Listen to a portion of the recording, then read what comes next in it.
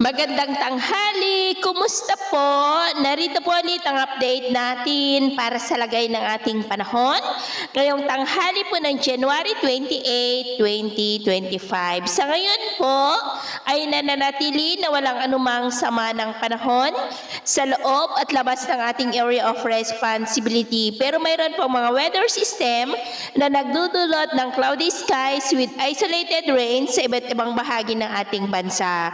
Hanging amihan ang nakakaapekto po ngayon dito sa Luzon, shoreline sa may Visayas at Surigao del Norte. At sa ating long range forecast, nananatili pa rin naman po na walang bagyo na namamataan na tatawid sa ating kalupaan for the next 2 weeks. Pero sa susunod na linggo ay may nagbabanta na namamataan na pamumuo ng low pressure area sa silangan ng Mindanao at ang development ng mayan ang ating babantayan kung matutuloy o lalakas o hindi. At sa lagay po ng ating panahon, ngayong tanghali ay maayos ang panahon sa malaking bahagi ng ating bansa pero may tsansa pa rin ng cloudy skies with isolated rain sa may Cagayan, Isabela, Apayao, Mountain Province, Quezon, Samar Provinces, Leyte, Bohol, Cebu, Negros, ilang bahagi ng Panay Island, Caraga, Misamis Oriental. At sa susunod po ng mga oras ay maayos pa rin ang panahon sa mas malaking bahagi ng bansa pero may tsansa pa rin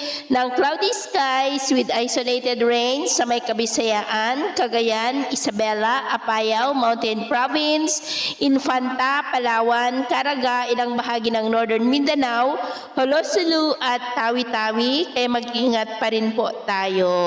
At sa atin naman pong mga baybayin, maalon po sa buong seaboard ng kanlurang baybayin ng Luzon, maging po sa silangang baybayin ng Luzon, silangang baybayin ng Eastern Samar, at matataas ang mga alon sa northern seaboard ng Cagayan at extreme northern Luzon seaboards na ang mga alon dyan ay posible po na aabot hanggang sa 2.5 to 5 meters height.